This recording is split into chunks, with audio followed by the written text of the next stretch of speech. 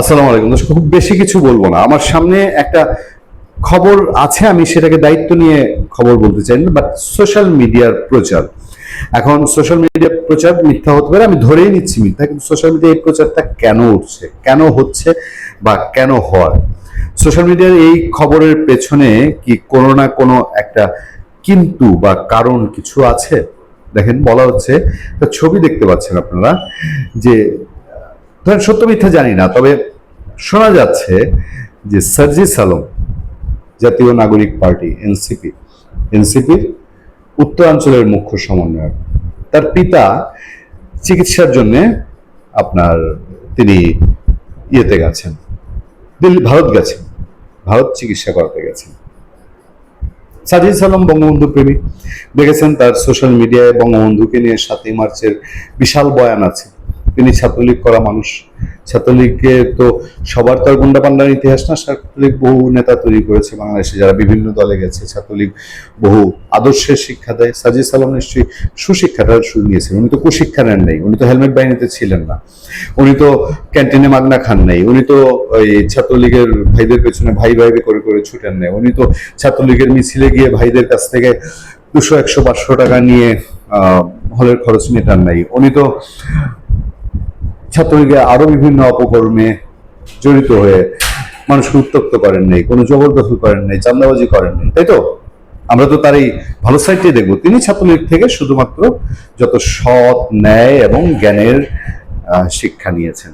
তার পিতা, যেতেই পারেন, সোশ্যাল মিডিয়া আছে, তিনি 70টি পাঞ্জাবি, আমরা এর আগে আপনাদেরকে দেখিয়েছিলাম, তার পাঞ্জাবিওয়ালা ছবি আমি আপনাদেরকে দেখিয়েছিলাম। তিনি 18 মাসে 70খানা পাঞ্জাবি চেঞ্জ করেছেন। তার সোশ্যাল মিডিয়া ঘাটলে তার এই ছবিগুলো পাওয়া যায়। তার পিতা ইন্ডিয়া যেতেই পারেন, খুব স্বাভাবিক। তার শ্বশুর বাংলাদেশে বিচারপতি হতেই পারেন, খুব স্বাভাবিক।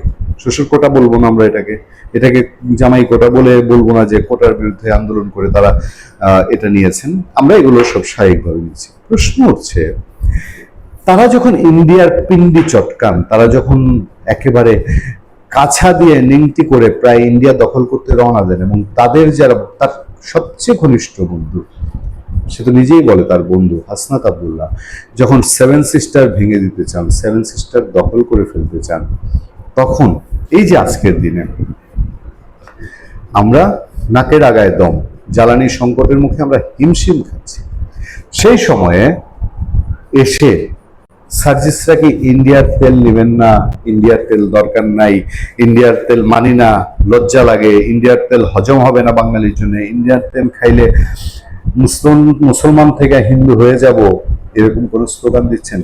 ঢাকা না দিল্লি, দিল্লি না ঢাকা বলতে বলতে বলতে বলতে তো তারা আমাদের কান ঝালাপালা করে দিয়েছেন 2 দশক, যেটা আমরা শুনবো না, যেটা আমরা মানবো না, যেটা হওয়ার না এই পৃথিবীতে বাস্তবতা, যে ইন্ডিয়ার সাথে বাংলাদেশের সম্পর্ক ছেদ করা, এটা সাময়িক শুধু ইউনুসকে দিয়ে সার্জিস হাসনাতেরা করিয়ে থাকতে পারেন, পার্মানেন্টলি এটা একেবারে ইম্পসিবল একটা ফ্যাক্টর। সেই মানুষের যদি তার বাবা ইন্ডিয়া যেয়ে থাকেন, চিকিৎসা প্রয়োজনে যে কেউ যেতে পারেন। ইন্ডিয়ার পিন্ডি চটকায় আমাদের আপনার ওই হেফাজতে ইসলামের সাবেক আমির, তিনিও ইন্ডিয়ায় চিকিৎসা নিয়েছেন, নেন, কিন্তু ইন্ডিয়ার চিকিৎসা নেবেন, ইন্ডিয়ার তেল খাবেন, আর খেয়ে সেই নিমক হারামিটা করবেন, একটু কেমন দেখায় না? ভালো থাকবেন, সুস্থ থাকবেন। আপনার সাথে আমি আতিক রহমান, পূর্ণিয়া।